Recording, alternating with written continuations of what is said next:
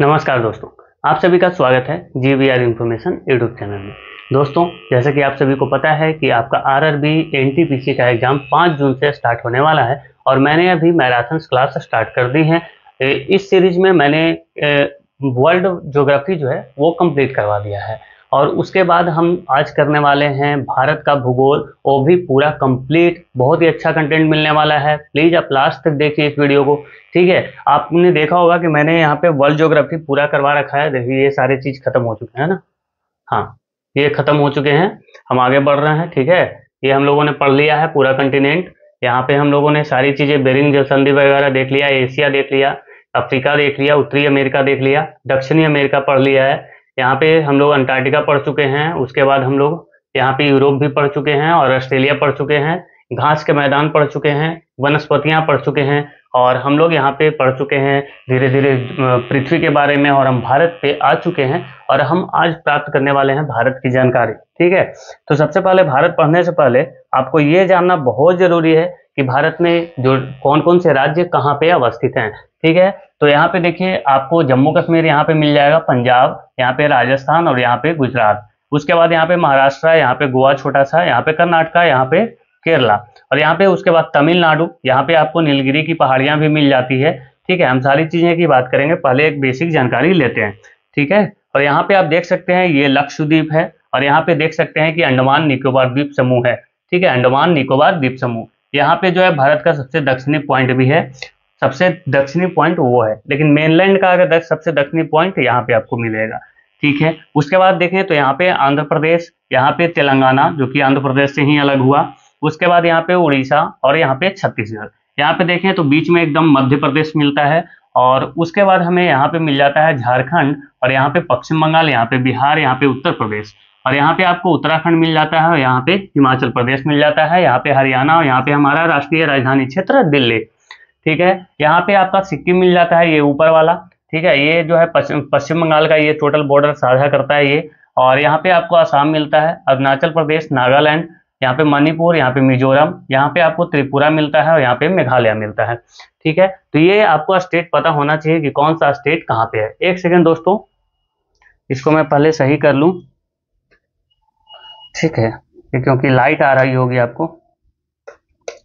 हाँ, चल तो हम अब आपको और इसी में चीज बताना चाहते हैं। जैसे कि आप यहाँ पे जान रहे हैं कि यहाँ पे हमारा क्या है, ये नेपाल है यहाँ पे, जो कि सिर्फ स्थलीय सीमा साझा करती है, ये आपको पता होना चाहिए।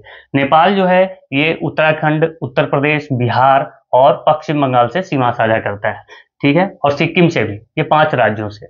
ऊपर में देखेंगे तो यहाँ पे इसके बाद आपको चाइना मिलेगा और चाइना से भी हम कोई भी जलीय सीमा साझा नहीं करते, हम सिर्फ स्थलीय सीमा साझा करते हैं, जो कि अरुणाचल प्रदेश, ये यहाँ पे आपको असम मिल जाएगा, यहाँ पे सिक्किम मिल जाएगा और यहाँ पे उत्तराखंड, यहाँ पे हिमाचल प्रदेश और जम्मू कश्मीर।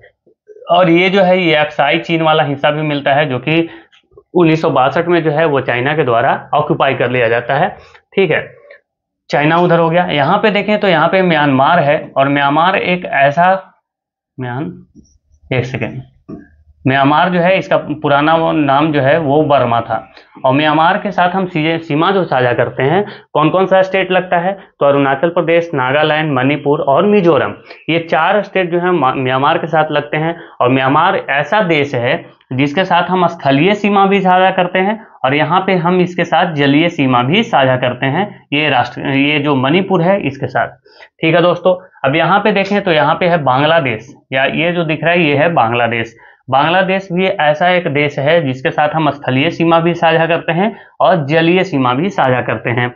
यहाँ पे आपको मिल जाता है श्रीलंका और श्रीलंका के साथ हम सिर्फ जलीय सीमा साझा करते हैं, पाक स्टेट के द्वारा ये अलग होता है तमिलनाडु से। उसके बाद इधर आपको मिल जाएगा नल्ला पाकिस्तान। ठीक है, और ये पाकिस्तान के साथ हम जम्मू कश्मीर की सीमा, पंजाब की सीमा, राजस्थान की सीमा और गुजरात की सीमा साझा करते हैं। और पाकिस्तान भी ऐसा एक देश है जिसके साथ हम स्थलीय सीमा भी साझा करते हैं और जलीय सीमा भी साझा करते हैं। तो आपको ये चीजें बिल्कुल क्लियर होनी चाहिए कि कौन सा देश के साथ हम जलीय सीमा साझा करते हैं और कौन से देश के साथ हम स्थलीय सीमा साझा करते हैं। हम एक बार आपको याद करवाते हैं, प्लीज आप दिमाग पे थोड़ा सा जोर डालिए और एक एक चीजें आप रिवाइज कीजिए। हम अभी बात करते हैं जलीय सीमा की, तो पाकिस्तान के साथ जलीय सीमा साझा करते हैं, मालदीव के साथ करते हैं, है ना। मालदीव आपको इस साइड मिल जाता है लक्षद्वीप के नीचे, ठीक है।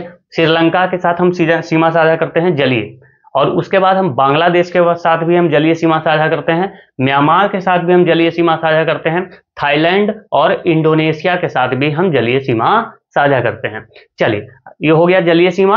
अब जो कि 7 देशों के साथ हम साझा करते हैं, पाकिस्तान, मालदीव, श्रीलंका, बांग्लादेश, म्यांमार, थाईलैंड और इंडोनेशिया। जलीय एवं स्थलीय दोनों सीमा साझा होने वाला कौन कौन सा देश है? जलीय भी हम सीमा साझा करते हैं और स्थल के साथ भी लगता है, तो बांग्लादेश, म्यांमार और पाकिस्तान। मैंने आपको बताया म्यांमार, यहाँ पे बांग्लादेश और यहाँ पे पाकिस्तान, जिसके साथ जलीय सीमा भी साझा होता है और स्थलीय भी। सिर्फ स्थलीय सीमा किसके साथ हम साझा करते हैं? तो चीन के साथ, नेपाल के साथ और भूटान के साथ। यहाँ पे आपको भूटान मिलेगा, ठीक है। ये वाला हिस्सा जो है ये भूटान का, ठीक है दोस्तों। तो इतना आपको क्लियर होना चाहिए। चलिए, अब हम, ये हो गया सीमा। अब हम एक एक चीजें और थोड़ा सा बात करेंगे। एक सेकेंड, थोड़ा सा मैं पेन थोड़ा चेंज कर लेता हूँ ताकि आपको दिखे बढ़िया से। चलिए, ये वाला ले लूँ? नहीं, ये भी पता नहीं चलेगा, ये ले लेते हैं, ठीक है। देखिए, अब हम बात कर लेते हैं कर्क रेखा की, जो कि मैंने बताया था कि भारत से सिर्फ कर्क रेखा ही गुजरती है, ऐसे, है ना, ये इस तरह से। तो अगर कर्क रेखा भारत से गुजर रही है तो कितने राज्यों से गुजरती है? तो मैंने इसके लिए आपको एक ट्रिक बता रखी है, मित्र पर गमछा झार। मित्र पर गमछा झार, बहुत सारे ट्रिक हैं, आप कैसे भी याद कर लो। मी से हो गया मिजोरम, ठीक है। एक एक चीजें आपको ध्यान से देखना है। मिजोरम, उसके बाद त्रिपुरा, पूरा हम करेंगे इसमें, कृषि विऋषि सारा चीज क्लियर होगा। पश्चिम बंगाल, पश्चिम बंगाल, उसके बाद राजस्थान, चलिए इंग्लिश में लिखते हैं, राजस्थान, ठीक है। उसके बाद गुजरात, ठीक है, गुजरात, और उसके बाद मध्य प्रदेश, एमपी लिख देता हूं। उसके बाद छत्तीसगढ़, ठीक है ना, छत्तीसगढ़। उसके बाद झारखंड, कौन सा? झारखंड। तो ये 8 राज्य ऐसे हैं, कितने? 8 स्टेट इतने हैं जिसके साथ हम कर्क रेखा जो है वो गुजरती है, जिसके पास, जिससे ये आप देख सकते हैं, ये गुजरात से, उसके बाद यहाँ पे राजस्थान से, ये मध्य प्रदेश से, यहाँ पे झारखंड से, और ये छत्तीसगढ़ से भी यहाँ पे लगती है, ठीक है। उसके बाद पश्चिम बंगाल, और यहाँ पे त्रिपुरा, और यहाँ पे मिजोरम, ठीक है दोस्तों। तो ये 8 जो राज्य हैं इनसे कर्क रेखा होकर के गुजरती है, जो कि 23.5 डिग्री उत्तरी अक्षांश रेखा को हम क्या बोलते हैं? कर्क रेखा, ट्रॉपिक ऑफ कैंसर। अब हम बात कर लेते हैं 82.5 डिग्री पूर्वी देशांतर की। 82.5 डिग्री पूर्वी देशांतर क्या है? तो 82.5 डिग्री जो पूर्वी देशांतर है वो भारत का मानक समय रेखा है। क्या है? भारत का मानक समय रेखा। ये देखिए, मैंने यहाँ पे भर दिया है। अब आपको ये दिख रहा होगा कि ये उत्तर प्रदेश से गुजर रही है। कहाँ से? उत्तर प्रदेश से गुजर रही है। उत्तर प्रदेश के नैनी जो जगह है, नैनी ये कहाँ पे पड़ता है? तो नैनी पड़ता है प्रयागराज में, ठीक है, प्रयागराज। प्रयागराज मतलब कि इलाहाबाद में। उसके बाद आपको ये मध्य प्रदेश से भी गुजरता है। कहाँ से? मध्य प्रदेश। और उसके बाद यहाँ पे छत्तीसगढ़ लगती है। कौन सा? छत्तीसगढ़। ये भी चीजें पूछ ली जाती है, ठीक है, तो आपको कोई भी चीज मिस नहीं करना। उसके बाद यहाँ पे देखें तो उड़ीसा में भी ये जाती है। कहाँ पे? उड़ीसा। और उसके बाद यहाँ पे आप देखो तो आंध्र प्रदेश में भी आती है। कहाँ पे?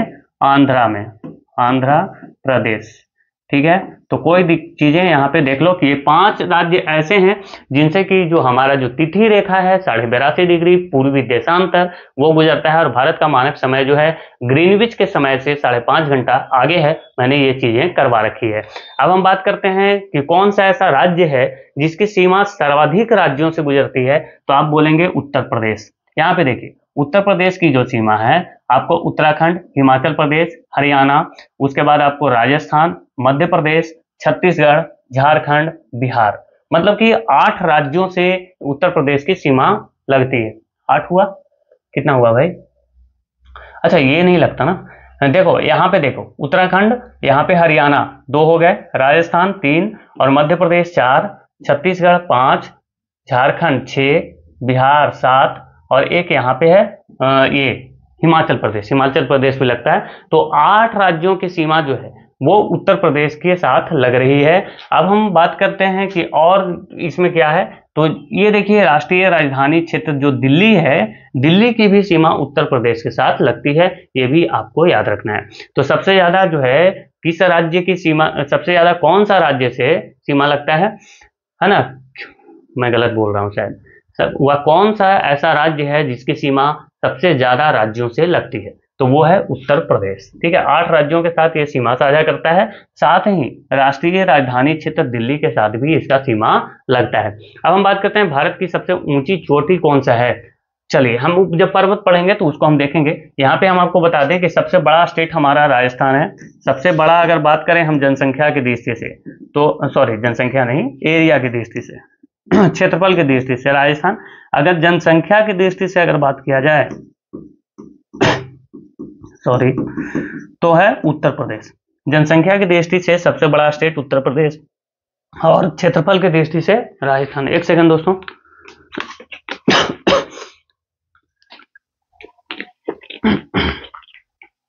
चलिए अब देखते हैं कि सबसे छोटा स्टेट कौन है, सबसे छोटा सा राज्य कौन है। तो सबसे छोटा दो तरीके से हो सकता है, एक तो क्षेत्रफल में और एक हो सकता है जनसंख्या में।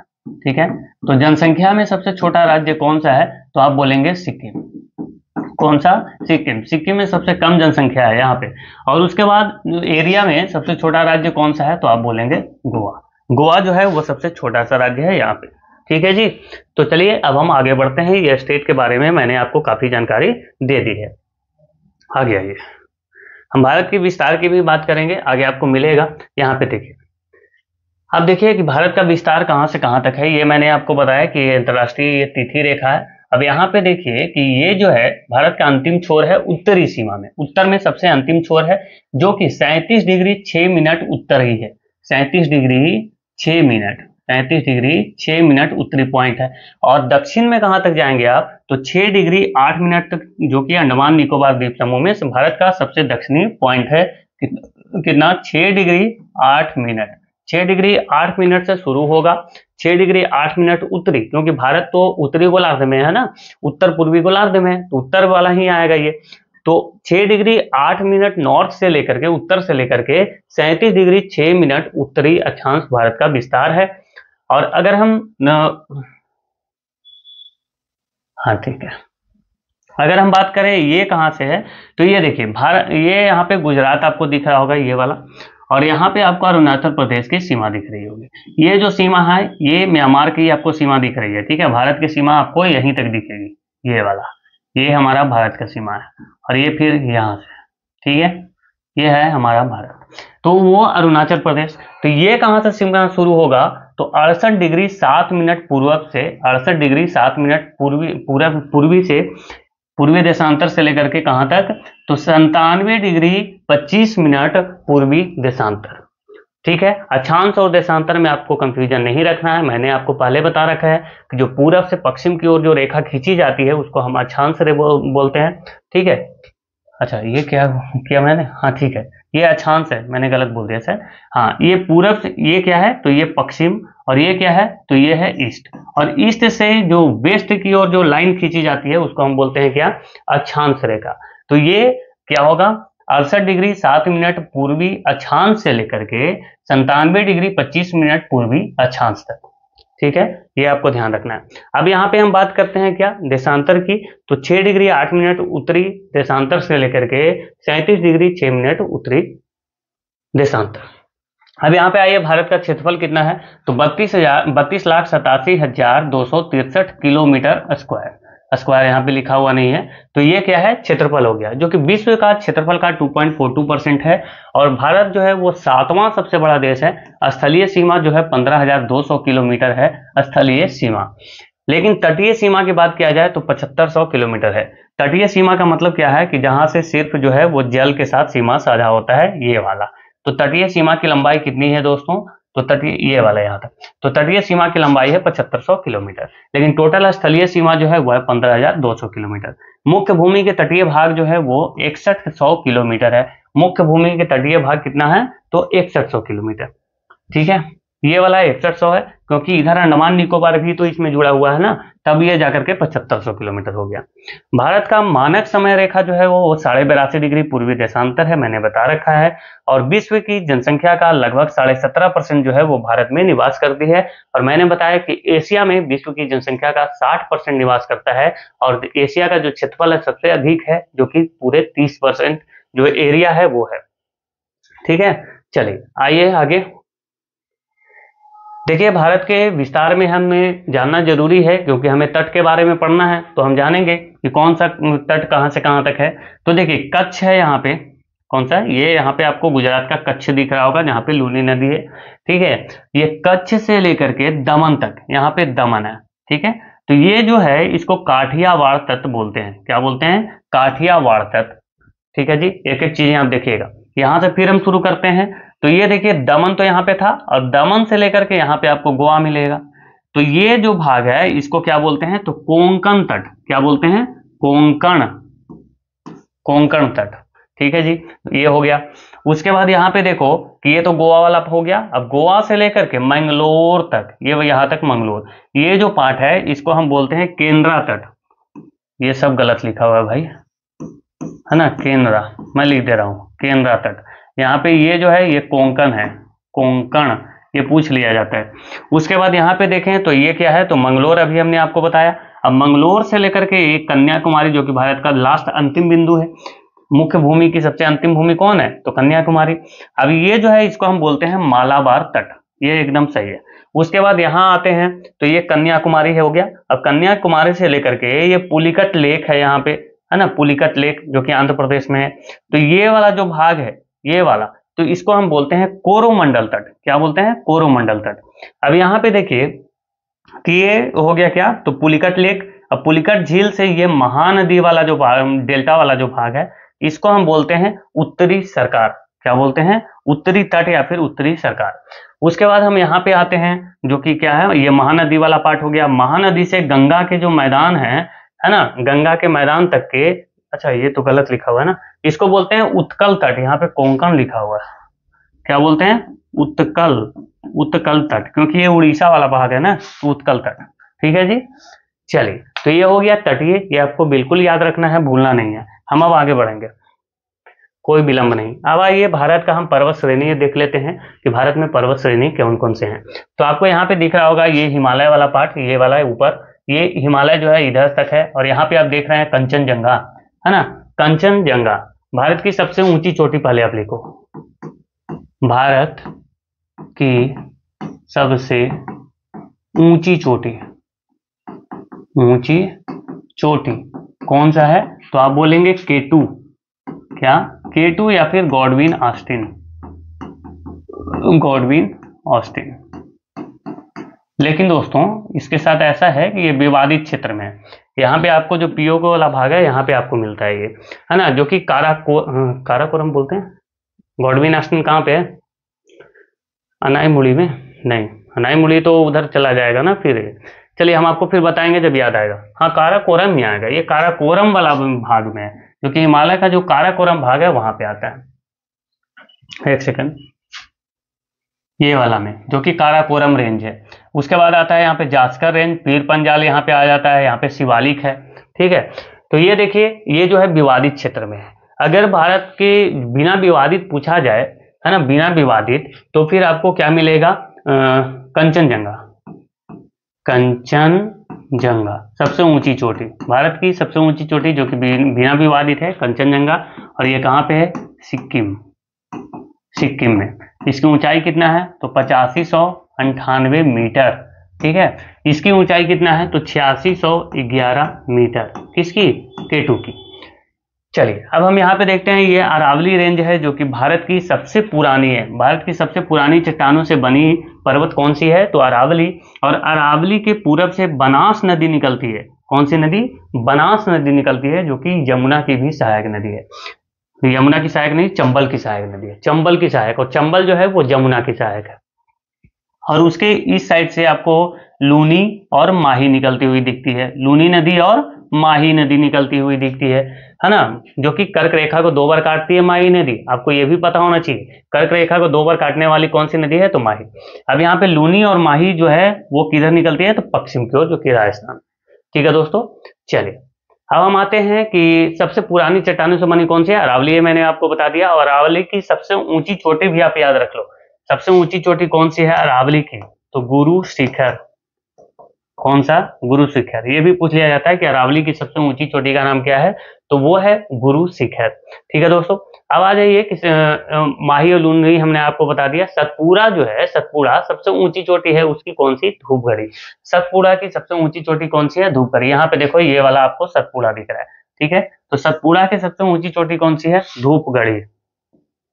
धूपगढ़ी, ये भी आपको याद रखना है। सतपुड़ा की सबसे ऊंची चोटी कौन सी है, धूपगढ़ी है।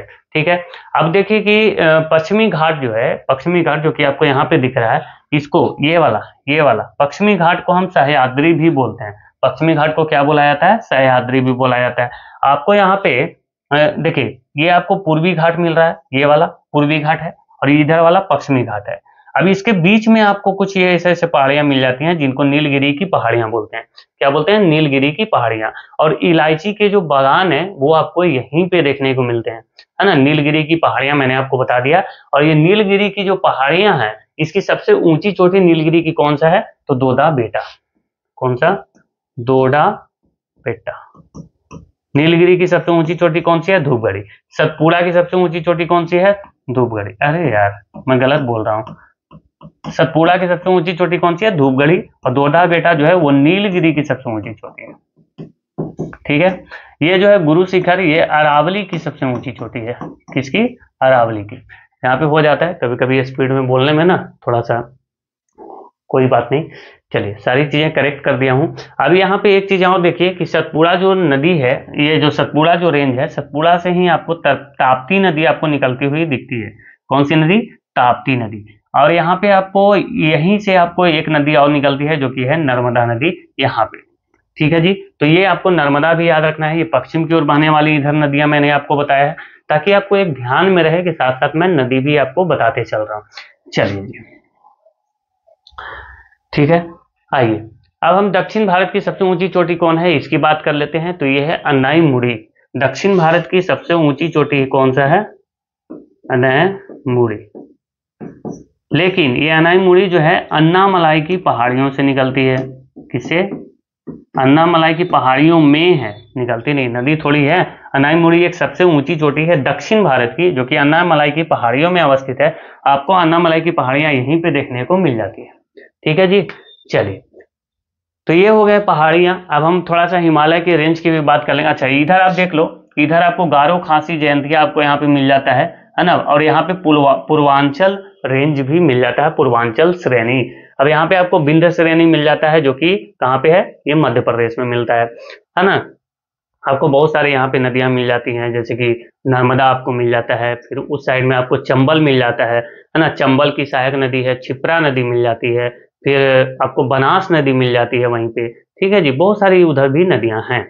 चलिए आगे चलते हैं। ये देखिए हम हिमालय के कुछ विभाजन को देख लेते हैं एक बार।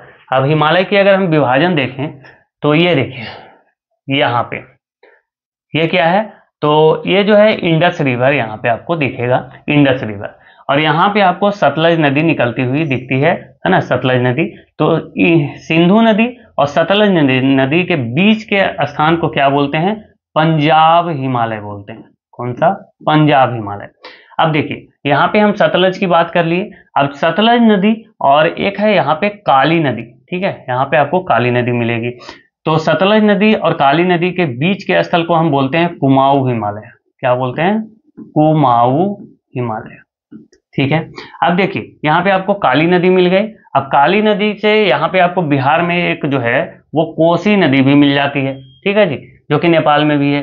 अब यहाँ पे देखो कि काली नदी से कोसी नदी के बीच के स्थल को हम क्या बोलते हैं, तो नेपाल हिमालय बोलते हैं। क्या बोलते हैं, नेपाल हिमालय।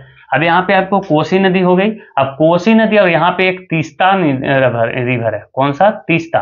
तो कोसी और तीस्ता के बीच के स्थल को हम क्या बोलते हैं, तो सिक्किम हिमालय बोलते हैं। क्या बोलते हैं, सिक्किम ठीक है जी। अब यहाँ पे देखिए कि आपको तीस्ता नदी तो यहाँ पे है। अब तीस्ता नदी और यहाँ पे आपको दिहांग नदी मिलेगी, है ना, दिहांग, जो कि ब्रह्मपुत्र की सहायक नदी है। अब ये जो है इसको हम बोलेंगे असम हिमालय। कौन सा? असम हिमालय। ठीक है जी। तो ये आपको इतना सारी चीजें आपको पता होना चाहिए। चलिए हम आगे और नदियां के बात करेंगे, मैंने रखा है वो चीजें। ये देखिए अब हम कुछ दर्रे देख लेते हैं। तो जम्मू कश्मीर में कौन कौन सा दर्रा है? तो जोजिला दर्रा। अब जो दर्रा क्या होता है कि दो ऊंची श्रेणियों के बीच का जो स्थल होता है, जो मिलाता है, मतलब जहां से लोग आवागमन कर सकते हैं, तो उसको बोलते हैं दर्रा, जो कि गलियारे जैसा होता है। ये लेह से कश्मीर को जोड़ता है। काराकोरम दर्रा को हम बात करें तो ये भारत और चीन को जोड़ने का काम करता है। कौन? काराकोरम दर्रा।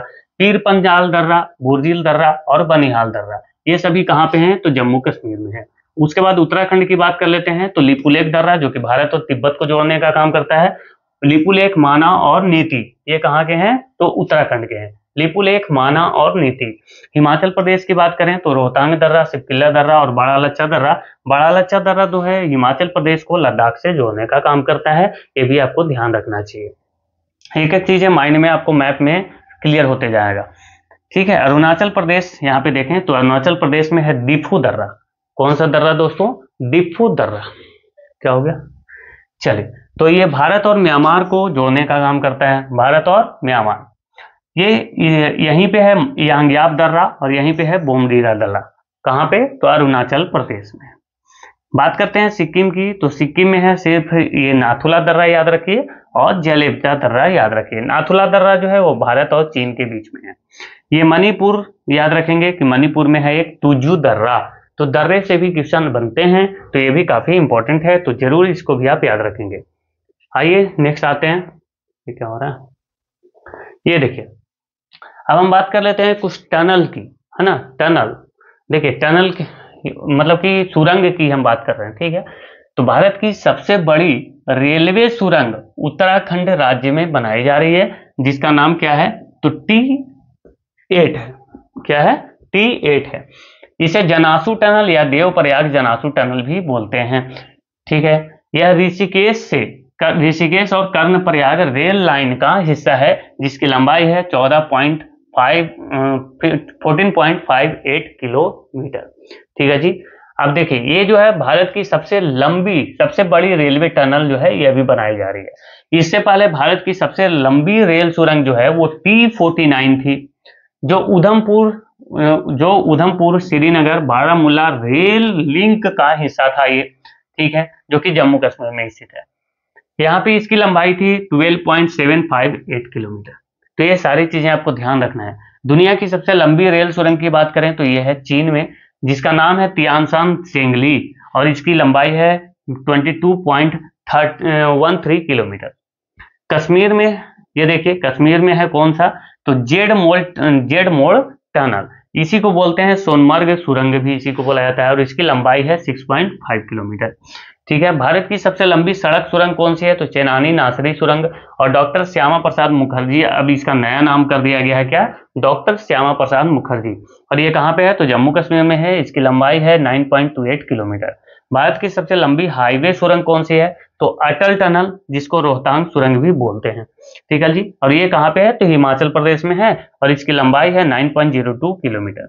देश का सबसे लंबा सी ब्रिज कौन सा है? तो अटल सेतु है। और भारत का सबसे लंबा नदी पुल कौन सा है? तो डॉक्टर भूपेन हजारिका या फिर डोला सादिया इसको बोला करते हैं। ठीक है जी। तो इसको भी आप स्क्रीनशॉट ले लेना, काफी इंपॉर्टेंट चीजें हैं ये। ये देखिए, अब आ गया इंपॉर्टेंट और भी बढ़िया, ये बहुत ही इंपॉर्टेंट है। ये हम यहाँ पे क्या देख रहे हैं? तो पोर्ट देख रहे हैं, बंदरगाह देख रहे हैं। क्या देख रहे हैं दोस्तों? पोर्ट, बंदरगाह। यहाँ पे देखिए, तो हम ये किधर से स्टार्ट कर रहे हैं हम? तो यहाँ पे हम पश्चिम साइड से स्टार्ट करते हैं। हाँ, देखिए यहाँ पे आपको गुजरात में मिल जाता है कांडला बंदरगाह। कौन सा बंदरगाह? कांडला बंदरगाह। अब इसका नया जो नाम है वो है दीनदयाल। क्या है? दीनदयाल बंदरगाह। दीनदयाल बंदरगाह। कांडला बंदरगाह जो है ये भारत का सबसे पहला मुक्त व्यापार क्षेत्र का बंदरगाह है। कौन सा? कांडला। और ये कहाँ पे है? तो गुजरात में। उसके बाद आते हैं, यहाँ पे है दो बंदरगाह, एक तो मुंबई बंदरगाह और एक है जवाहरलाल नेहरू बंदरगाह। यहाँ पे दो। ठीक है। जो कि मुंबई बंदरगाह जो है भारत का सबसे बड़ा बंदरगाह है, भारत का सबसे बड़ा। भारत का सबसे बड़ा बंदरगाह कौन सा है? तो आप बोलेंगे मुंबई बंदरगाह। और ये जो है जवाहरलाल नेहरू बंदरगाह, इसको नहावा सेवा भी बोलते हैं। क्या बोलते हैं? नहावा सेवा बंदरगाह, नहावा सेवा। ठीक है जी। यहाँ पे देखिए कि गोवा में है एक बंदरगाह जिसको हम बोलते हैं मार्मुगांव बंदरगाह, मार्मुगांव।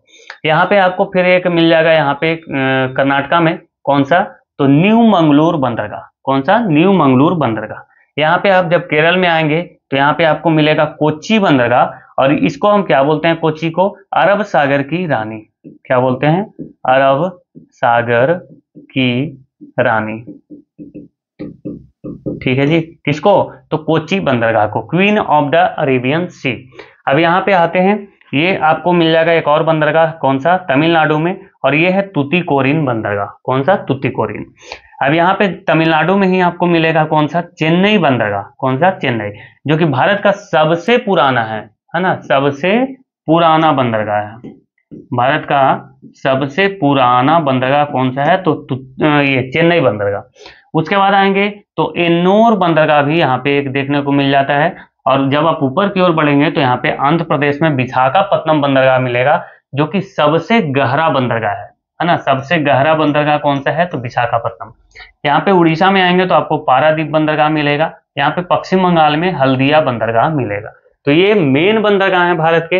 अभी नया नया जो है एक बदहावन बंदरगाह भी बनाया जा रहा है ना? इसका भी उद्घाटन हो चुका है, सॉरी। ये कहाँ पे? तो महाराष्ट्र में। और सर्वश्रेष्ठ प्राकृतिक बंदरगाह कौन सा है? तो विशाखापत्तनम। यहाँ पे नहीं बताया क्या? हाँ, चलिए, गहरा बता दिया। ये सर्वश्रेष्ठ प्राकृतिक भी आप बोल सकते हैं इसको, है ना? सर्वश्रेष्ठ प्राकृतिक बंदरगाह कौन सा है? तो विशाखापत्तनम। प्रथम निजी बंदरगाह है मुंद्रा बंदरगाह, जो कि गुजरात में है। यहाँ पे गुजरात में कौन सा? तो मुंद्रा बंदरगाह, और ये निजी बंदरगाह है, प्राइवेट। ठीक है जी। चलिए आगे चलते हैं। ये बंदरगाह से संबंधित जो भी चीजें हैं ये हम लोगों ने देख लिया है। आ जाइए लेक पे। ठीक है, किस पे आ गए हम लोग? अब हम आ चुके हैं लेक, यानी कि झील। ठीक है, लेक्स, झील।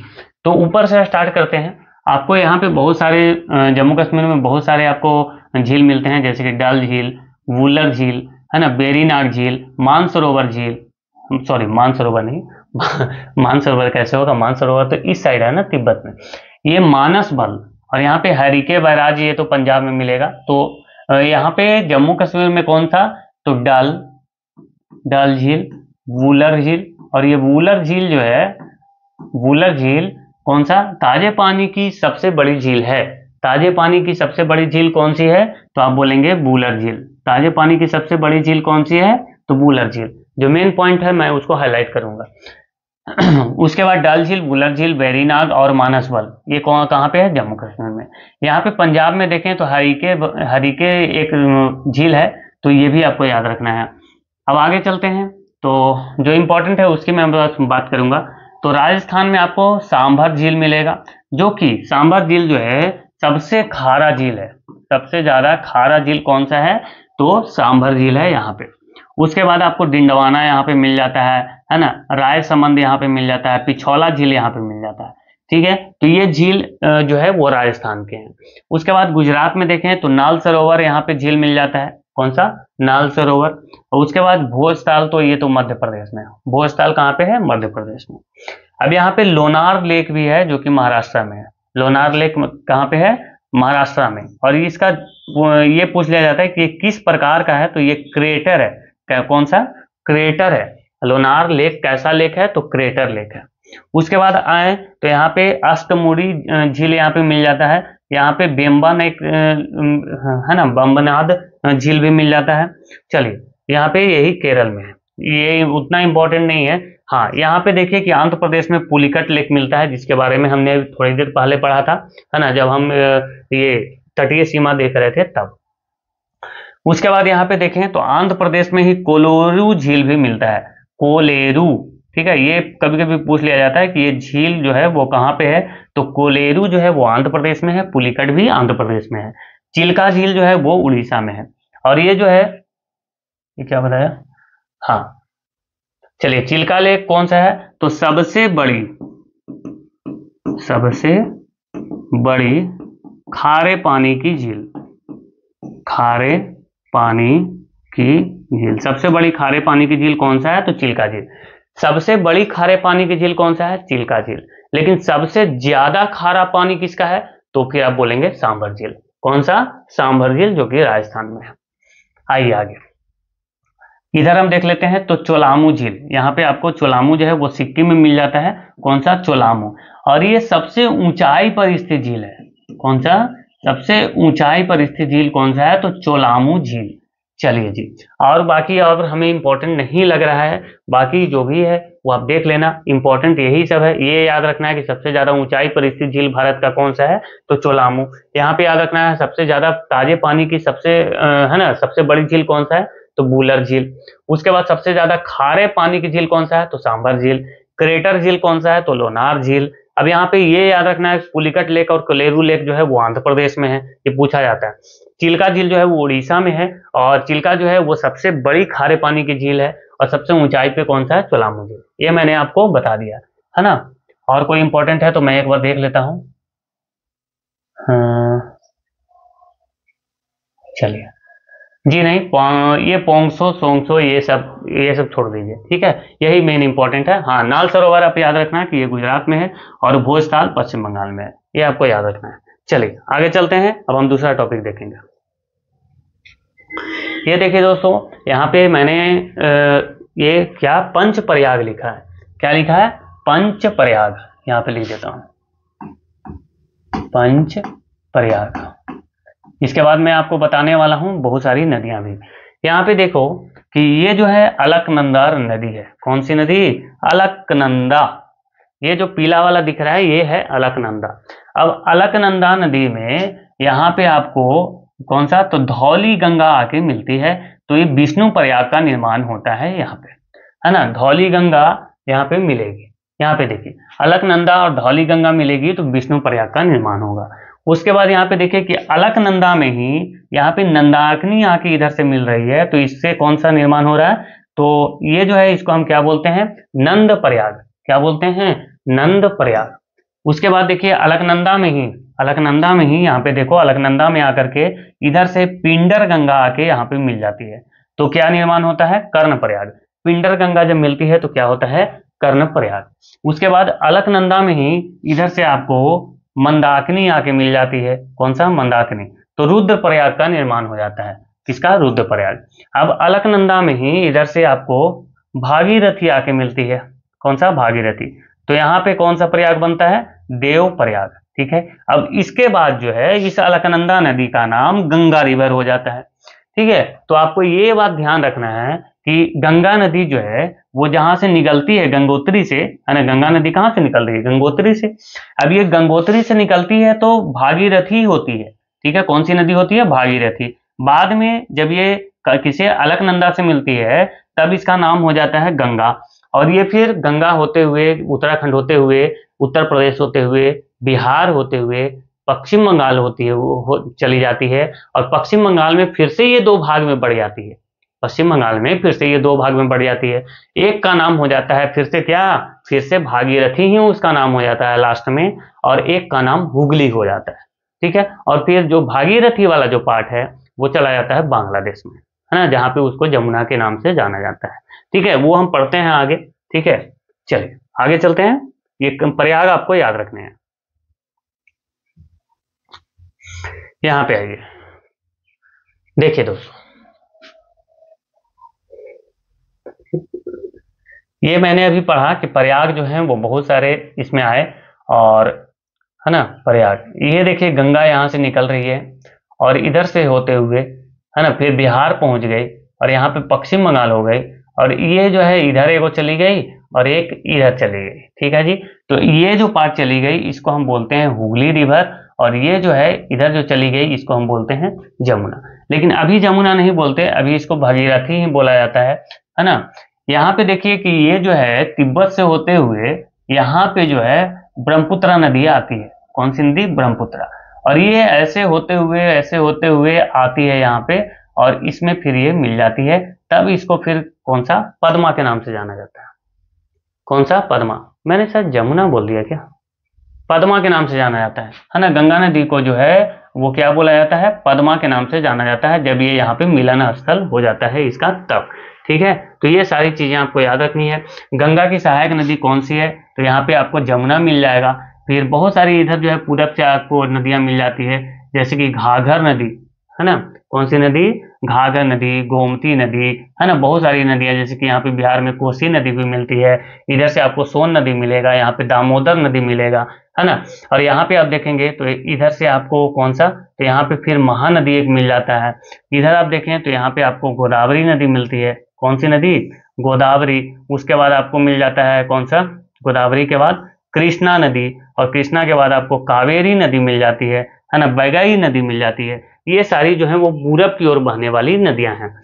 अगर हम यहाँ पे ऊपर में बात करें तो ऊपर में सिंधु, झेलम और चिनाब, सिंधु, झेलम और चुनाब, जो कि जिसका पानी जो है वो पहले पाकिस्तान का इसका अधिकार था, हालांकि अब तो भारत ने सिंधु जल समझौता स्थगित कर रखा है ना। और यहाँ पे नीचे में आप देखेंगे तो रावी, सतलज और ब्यास, ये 3 नदियां जो है ये। तो ऊपर में जो है वो 6 नदियां हैं जो कि जम्मू कश्मीर के पास में आपको देखने को मिलता है, जो कि सिंधु जल तंत्र का हिस्सा है। यहाँ पे देखें तो लूनी नदी एक मिलती है जो कि कच्छ के रण में ही लुप्त हो जाती है। यहाँ पे आपको साबरमती नदी मिलती है ना, और ये कहाँ, अरब सागर में गिरती है, कहाँ पे, अरब सागर। ये कभी कभी पूछ लिया जाता है पश्चिम की ओर बहने वाली नदियां, तो आपको यहाँ पे ध्यान रखना है। यहाँ पे आपको माही नदी मिलती है, यहाँ पे नर्मदा नदी मिल जाती है, यहाँ पे ताप्ती नदी आपको मिलती है, यहाँ पे मांडवी और जुआरी नदी मिल जाती है, शरावती नदी मिल जाती है, गंगा वैली यहाँ पे मिलती है, यहाँ पे आपको पेरियार रिवर भी मिलती है। तो ये सारी चीजें जो हैं ये पश्चिम की ओर बहने वाली नदियां हैं। आप ऐसे भी याद रख सकते हैं है ना, नर्मदा, ताप्ती, साबरमती, लूनी, माही, NTSLM, NTSLM मैंने पहले भी ये बता रखा है। तो ये पश्चिम की ओर बहने वाली नदियां हैं। ठीक है दोस्तों, और बाकी तो आपको पश्चिम की ओर बहने वाली नदियां और भी मिल जाएगी, जैसे कि सिंधु नदी तंत्र की जो भी नदियां हैं वो भी तो पश्चिम की ओर ही बह रही है ना। तो भी आप ध्यान में रख सकते हैं। यहाँ पे आपको मांडवी, जुआरी भी मिल जाएगी, शरावती नदी मिल जाएगी, गंगा वैली मिल जाएगी, पेरियार नदी मिल जाती है। तो ये सारे जो है वो पश्चिम की ओर बहने वाली नदियां। तो नदी आपको ये आपको ध्यान में रखना है। ठीक है, बाकी अगर आप बोलेंगे कि पूरा अगर आपको नदी तंत्र का पूरा अगर चाहिए तो कम से कम मैं बताऊं कि बहुत सारी नदियां हैं, लेकिन 80 से 85 नदी तो मैं बता ही सकता हूं। ठीक है, जब मैं गंगा की ही बात करूंगा तो ये गंगा की ही कम से कम 10-20 नदियां हो जाती हैं। ठीक है, जैसे कि यहाँ पे आपको जो है जमुना की सहायक नदी फिर बहुत सारी आपको मिलेंगी है ना, चंबल, बेतवा है ना, केन, ये सारे जो है वो जमुना के यहाँ पे मिल जाती हैं। और चंबल के फिर आपको बहुत सारी नदियां मिल जाती हैं, जैसे कि बनास नदी, छिपरा नदी। ठीक है, ये चंबल की सहायक नदियां। तो बहुत सारी नदियां हैं, तो उतना तो यहाँ पे टाइम है नहीं, वो उसके लिए फिर अलग से एक सेशन करना पड़ेगा। ठीक है, यहाँ पे आइए, भारत के परमाणु ऊर्जा संयंत्र देखते हैं। तो कुंडलकुलम जो कि तमिलनाडु में है, ये भारत का सबसे बड़ा परमाणु ऊर्जा संयंत्र है। ये रूस के सहयोग से इसको बनाया गया था। नरोरा जो है उत्तर प्रदेश में है, तारापुर महाराष्ट्र में है, और भारत का पहला जो परमाणु ऊर्जा संयंत्र है वो तारापुर ही था। ठीक है, जिसको 1969 में बनाया गया था। कैगा जो है वो कर्नाटक में है, कलपक्कम तमिलनाडु, रावत भाटा राजस्थान में है, और काकरापार गुजरात में है। जैतपुर जो है ये जैतपुर है, जैतपुर कहाँ पे है, महाराष्ट्र में। भारत सरकार का लक्ष्य है कि 2030 तक परमाणु ऊर्जा का हिस्सा कुल बिजली उत्पादन में कितना करना है, तो 25% करना है। कब तक, तो 2030 तक। तो ये सारी जो है आपको चीजें याद रखना है, भारत के ये परमाणु ऊर्जा संयंत्र हैं। अब हम आगे बढ़ेंगे दोस्तों, ये आइए मिट्टी पे। ठीक है, हम मिट्टी पे आ चुके हैं। तो मैं मिट्टी से पढ़ाने से पहले मैं आपको कुछ चीजें आपको बताना चाहूंगा। ठीक है, जैसे कि भारत की जो है 51% भाग पे कृषि की जाती है। भारत की कितना भाग पे, मैं यहाँ पे लिख देता हूं, कृषि। कृषि कितना पे की जाती है, 51% हिस्सा पे कृषि की जाती है। बंजर भूमि कितनी है, बंजर जो कि अनुपजाऊ है वो है 24%। ठीक है जी। भारत में वन कितना है ना, वनों का क्षेत्रफल जो है वो टोटल कुल भूमि का 21% भाग पे क्या है, तो वन है। यहाँ पे कितना हो गया, 96। और बाकी जो है 4% जो है वो चारागाह के लिए है, जहाँ पे भेड़ बकरियां इत्यादि चरती हैं, तो वो कितना हो गया, 4%। तो आप देखेंगे तो टोटल यहाँ पे 100% हो चुका है। तो ये भूमि का विभाजन है। ठीक है, तो इसको भी आपको ध्यान में रखना है। अब आइए मिट्टी देखते हैं। तो आपको सबसे पहले यहाँ पे मिल जाएगा, ये तो फॉरेस्ट माउंटेन्स सॉइल है ये यहाँ पे, जो कि आपको चीन वगैरह सॉरी जम्मू कश्मीर में आपको मिलता है। ये बहुत ज़्यादा जहाँ पे बारिश होता है वहाँ पे आपको मिलता है, क्योंकि यहाँ पे बहुत घने घने जंगल यहाँ पे हो जाते हैं। एलुवियल सॉइल की हम बात कर लेते हैं। तो एलुवियल सॉइल जो है, जिसको आप ये क्या लिखा हुआ है, चलिए ठीक है, तो 40% जो भूमि है वो कवर करता है कौन, तो एलुवियल सॉइल, एलुवियल सॉइल। चलिए यहाँ पे देखिए, तो लेटराइट मिट्टी है, कौन सा, लेटेराइट मिट्टी। और अच्छा, एलुवियल सॉइल की हम पूरा पहले बात कर लेते हैं, इसको हम इरेज कर देते हैं, ठीक है। चलिए एलुवियल, जिसको हम बोलते हैं जलोढ़ मिट्टी, क्या बोलते हैं, जलोढ़, या फिर इसी को दोमट भी बोलते हैं। मैं पहले चाह रहा था कि पूरा मैं आपको बता दूं, ठीक है। अलुवियल या फिर इसी को दोमट भी बोला जाता है। सबसे ज्यादा हिस्से पे यही मिट्टी पाया जाता है। करीब करीब भारत के 40% हिस्सा पे जो है अलुवियल सॉइल ही पाया जाता है, यानी कि जलोढ़ मिट्टी या फिर दोमट मिट्टी पाई जाती है। ये जो है, आप जब गंगा और ब्रह्मपुत्र नदी का जो तंत्र देखते हैं, है ना, गंगा और ब्रह्मपुत्र नदी के मैदानी भाग में ये मिट्टी पाए जाते हैं। जैसे कि आप देख सकते हैं कि पूरा गंगा के मैदानी भाग में यही मिट्टी है, ब्रह्मपुत्र के भी मैदानी भाग में आपको ये वाला मिल जाता है, ठीक है जी। आगे चलिए, लेटराइट मिट्टी जो है, ये जो है इसमें काफी ज्यादा लोहे की मात्रा होता है, एल्यूमिनियम की मात्रा होता है, लेकिन इसमें नाइट्रोजन, पोटास और लाइम की मात्रा काफी कम होता है। किसमें, लेटेराइट मिट्टी में। चलिए अब हम आते हैं, ये नहीं, ये छोड़िए आप, यहाँ पे आइए कि ब्लैक मिट्टी बहुत इंपॉर्टेंट है। ब्लैक, काली मिट्टी, काली मिट्टी बार बार इससे पूछा जाता है, काली मिट्टी। काली मिट्टी को ही रेगुर मिट्टी बोला जाता है, और रेगुर जो है वो तेलुगु शब्द है, रेगुर, हाँ ठीक है, रेगुर कैसा है, तेलुगु शब्द है। इसी को कपास मिट्टी भी बोला जाता है, कि क्योंकि काली मिट्टी में ही कपास के लिए, कपास जो है वो काफी उपयोगी होता है। काली मिट्टी कपास के उत्पादन के लिए काफी उपयोगी होता है। और यहाँ पे देखेंगे तो आपको महाराष्ट्र वाला जो क्षेत्र है उसमें काली मिट्टी का जो बहुत बड़ा फैलाव आपको मिलता है, ठीक है। यहाँ पे आ रहे हैं तो यहाँ पे आपको रेगिस्तान में डेजर्ट मिल जाता है, क्या मिलता है, रेगिस्तान मिल जाता है, ठीक है जी। और ये देखिए लाल मिट्टी का भी हिस्सा काफी ज्यादा आपको मिलेगा। और लाल मिट्टी जो है वो उसमें आपको lime, potassium sorry phosphate, nitrogen, manganese, humus और पोटाश की मात्रा अत्यधिक होता है। जब हम काली मिट्टी की अगर बात करें तो इसमें क्या होता है, लोहे की मात्रा काफी होती है ना, लोहे की मात्रा, पोटेशियम होता है, कैल्शियम होता है, लाइम होता है, एल्यूमिनियम होता है और मैग्नीशियम भी इसमें होता है ना। काली मिट्टी जो है वो काफी उपजाऊ भी होती है। और जलोढ़ मिट्टी तो खैर ये भी बहुत उपजाऊ होती है ना, जलोढ़ मिट्टी जो है वो काफी उपजाऊ होती है। लैटेराइट मिट्टी को आप बोल सकते हैं कि ये जो है अनुपजाऊ मिट्टी है। लैटेराइट की मिट्टी कैसी है, अनुपजाऊ मिट्टी है ये। लेकिन लैटेराइट मिट्टी जो होता है ना, लैटेराइट मिट्टी की जब आप देखेंगे तो इसमें काजू वगैरह की खेती होती है।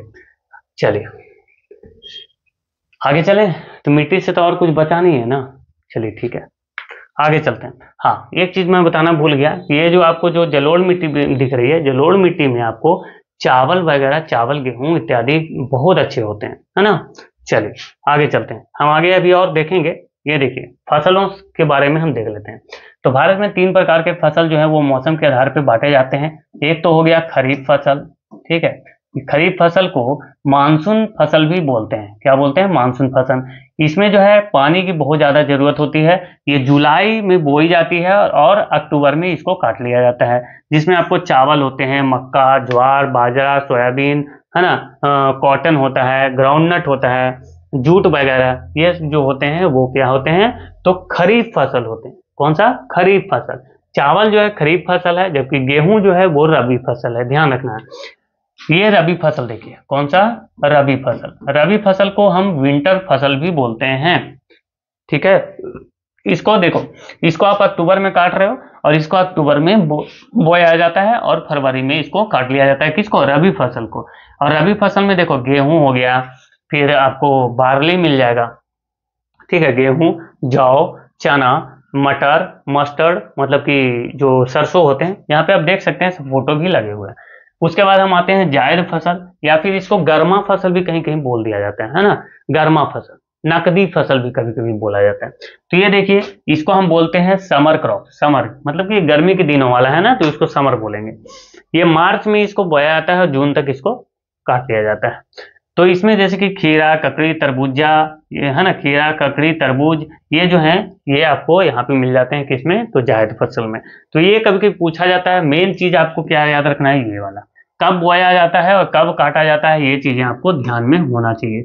अब बस ऐसे याद कर लीजिए कि जुलाई और अक्टूबर, खरीफ फसल जुलाई में बोया जाता है, अक्टूबर में काटा जाता है, फिर अक्टूबर में बोया जाएगा, फिर फरवरी में काटा जाएगा, फिर मार्च में बोया जाएगा और जून में काट लिया जाएगा, है ना। इसको फरवरी से जून भी दे सकता है, इसमें कोई बहुत बड़ी बात नहीं है। चलिए आगे चलते हैं मित्रों। आइए देखिए कुछ और कृषि हम देखते हैं कि जैसे कि हाँ, ये स्थानांतरित कृषि की मैं बात कर रहा हूं कि कहाँ पे क्या बोला जाता है।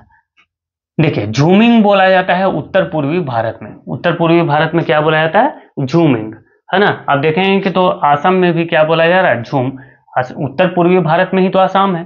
चलिए यहाँ पे हिमालय की पट्टी में क्या बोला जाता है, खील। और दक्षिण पूर्वी राजस्थान में क्या बोला जाता है, वालरे। ये पूछा जाता है, ठीक है, याद रखना आप। बेवर या फिर दहिया, ये बहुत बार पूछा गया है। मध्य प्रदेश में बोला जाता है, मध्य प्रदेश में स्थानांतरित कृषि को क्या बोला जाता है, बेवर या फिर दहिया। जब आप केरल में देखेंगे तो कुमारी या फिर ओनम बोला जाता है। ओनम तो त्योहार भी मनाया जाता है केरल में। यहाँ पे देखें तो उड़ीसा और आंध्र प्रदेश में इसको पोडू बोला जाता है। क्या होता है, पोडू। श्रीलंका में इसको चेन्ना बोला जाता है। मैक्सिको में मिल्पा बोला जाता है। मलेशिया में लदांग बोला जाता है। मलेशिया में क्या बोला जाता है, लदांग। ब्राजील में इसको रोका बोला जाता है। रोका वो वाला नहीं, ठीक है, ब्राजील में रोका। चलिए आइए चलते हैं। ब्राजील कौन सा महाद्वीप में है, ब्राजील जो है वो दक्षिण अमेरिका में है। ये देखिए अब मैं यहाँ पे रेलवे जोन्स लिख दिया हूँ। तो यहाँ पे हम सेंट्रल रेलवे की बात करें, मध्य रेलवे का मुख्यालय कहाँ पे, मुंबई सिटी। मध्य रेलवे का मुख्यालय मुंबई सिटी। अब यहाँ पे देखिए कि ऐसे याद रख लो, HIJ और K, ठीक है। HIJ के पढ़ते हो ना, तो देखो H से हो गया हाजीपुर, जो कि पूर्व मध्य रेलवे का मुख्यालय है। किसका, पूर्व मध्य रेलवे का मुख्यालय कहाँ पे, हाजीपुर। उत्तर मध्य रेलवे का मुख्यालय कहाँ पे, इलाहाबाद। उत्तर और ये सेंटर के मध्य में है ना, तो इसको उत्तर मध्य बोलेंगे, तो इलाहाबाद। यहाँ पे देखो पश्चिम मध्य का मुख्यालय कहाँ पे है, जबलपुर। यहाँ पे दक्षिण मध्य रेलवे का मुख्यालय कहाँ पे, तो सिकंदराबाद। के से आप सिकंदराबाद आपको ध्यान रखना पड़ेगा, ठीक है।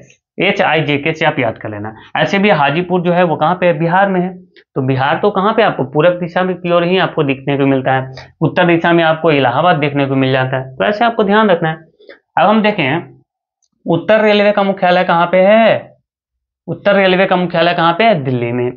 पश्चिम रेलवे का मुख्यालय कहाँ पे है, तो मुंबई चर्च गेट में। पश्चिम रेलवे का मुख्यालय कहाँ पे है, मुंबई चर्च गेट। यहाँ पे देखें तो पूर्व रेलवे का मुख्यालय कहाँ पे है, कोलकाता में।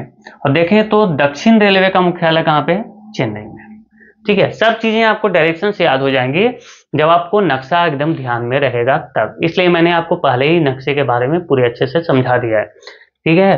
तो यहाँ पे देखें तो दक्षिण की ओर कौन सा है, सबसे चेन्नई। तो चेन्नई, दक्षिण रेलवे का मुख्यालय कहाँ पे, चेन्नई में। अब आ जाइए बीच वाला, मतलब कि दक्षिण और पश्चिम। दक्षिण पश्चिम रेलवे का मुख्यालय कहाँ पे है, हुबली। दक्षिण पश्चिम रेलवे का मुख्यालय कहाँ पे, हुबली, क्योंकि ये कर्नाटक में है।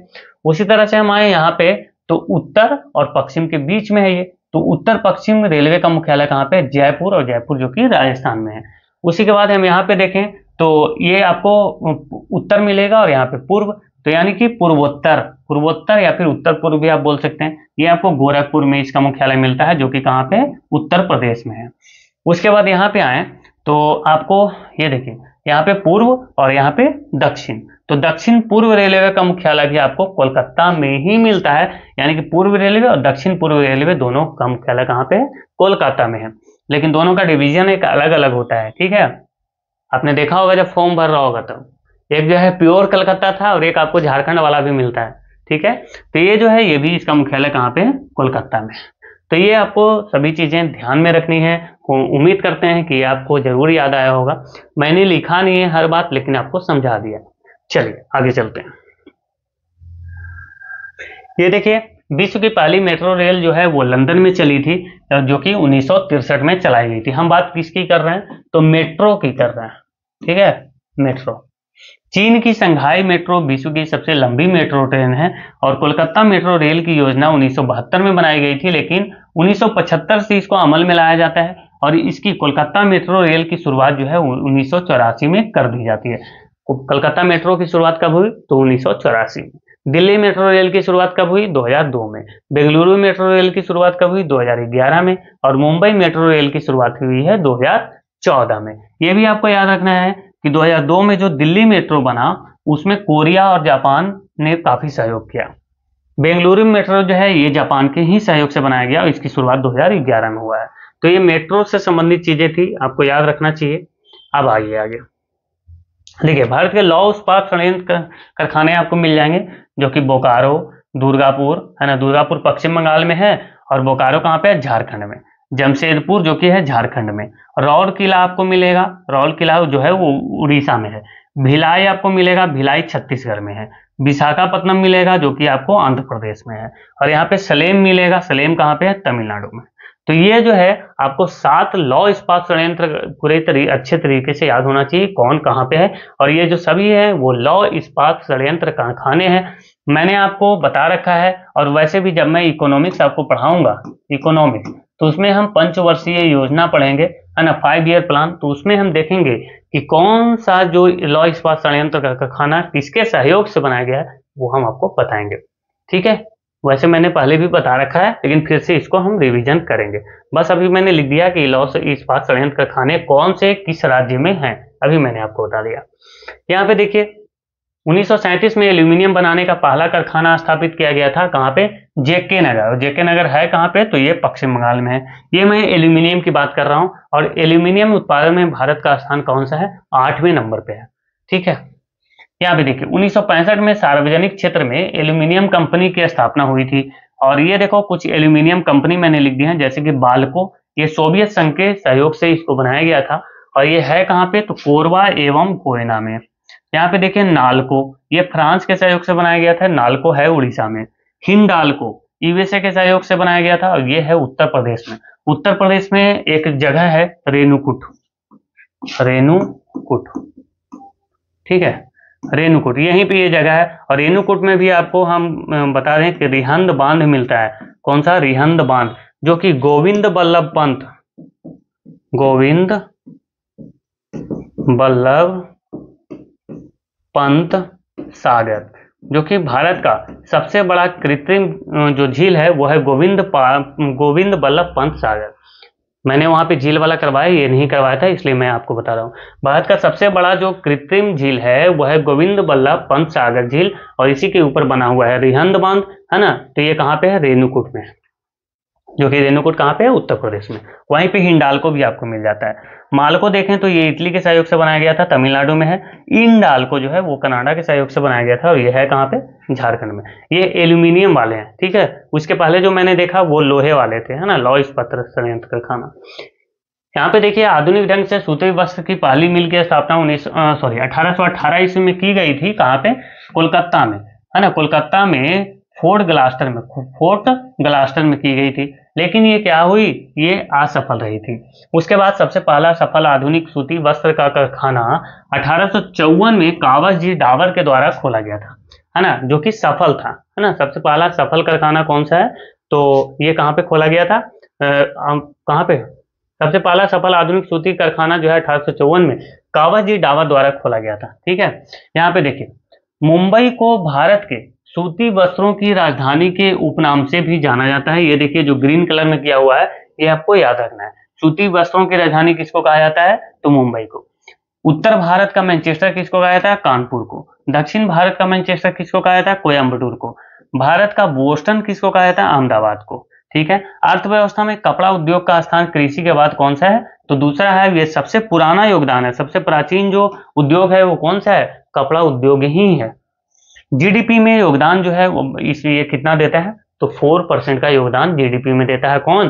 कपड़ा उद्योग, ठीक है जी। तो ये कपड़ा उद्योग से मैंने बहुत सारी चीजें करवा दी। अब देखिए भारत का पहला नाइट सफारी पार्क कहाँ पे बनेगा? तो लखनऊ में। कुछ करेंट अफेयर और इसके साथ ही हम उद्यान भी करेंगे, ठीक है। तो चलिए पहले हम कुछ कर लेते हैं। अच्छा पहले इसको पढ़ लेते हैं। भारत का पहला नाइट सफारी पार्क कहाँ पे बनेगा? तो लखनऊ में। सैटेलाइट फोन से लैस होने वाला भारत का पहला पार्क कौन सा है? तो काजीरंगा नेशनल पार्क, जो कि कहाँ पे? सिक्किम में।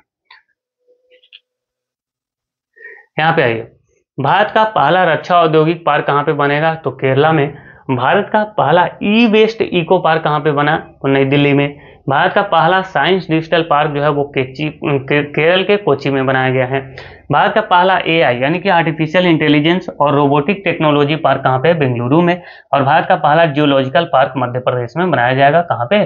जबलपुर में। भारत का पहला जेंडर पार्क केरल में बनाया जाएगा, कोझिकोड में।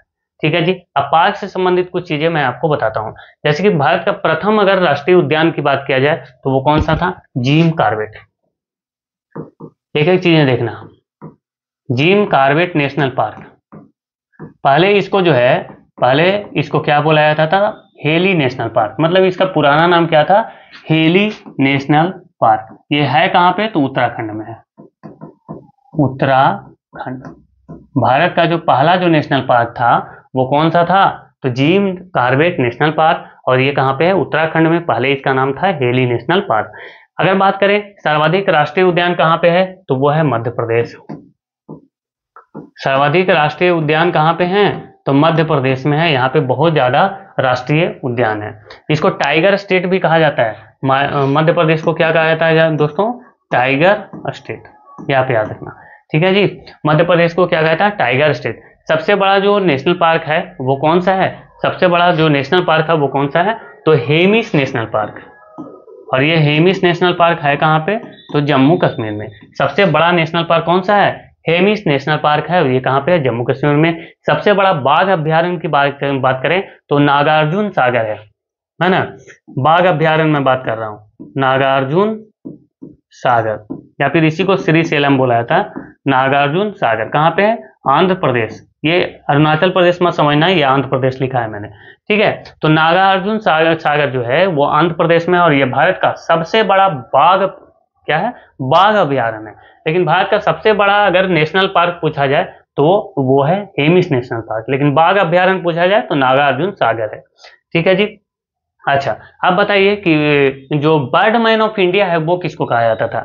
तो बर्डमैन ऑफ इंडिया कहा जाता था सलीम अली को। मैं यहाँ पे लिखता हूँ, ठीक है। Birdman of India Salim Ali को कहा जाता था। और सलीम अली नेशनल पार्क ये कहाँ पे है? तो ये है जम्मू कश्मीर में। सलीम अली नेशनल पार्क कहाँ पे है? जम्मू कश्मीर में है। और सलीम अली को ही बर्डमैन ऑफ इंडिया कहा जाता था, ठीक है जी।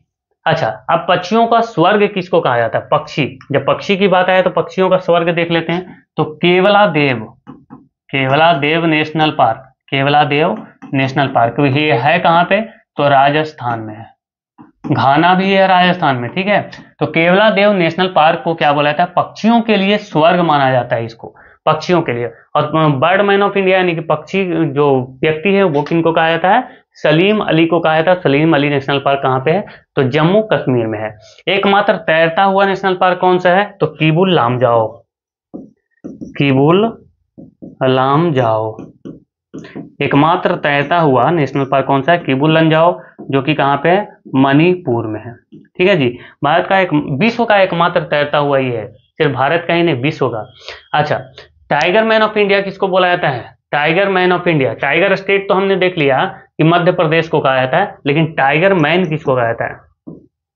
ये क्या लिख दिया मैंने? एक सेकंड मित्रों। टाइगर मैन ऑफ इंडिया कौन है दोस्तों? कैलाश सांगला। कैलाश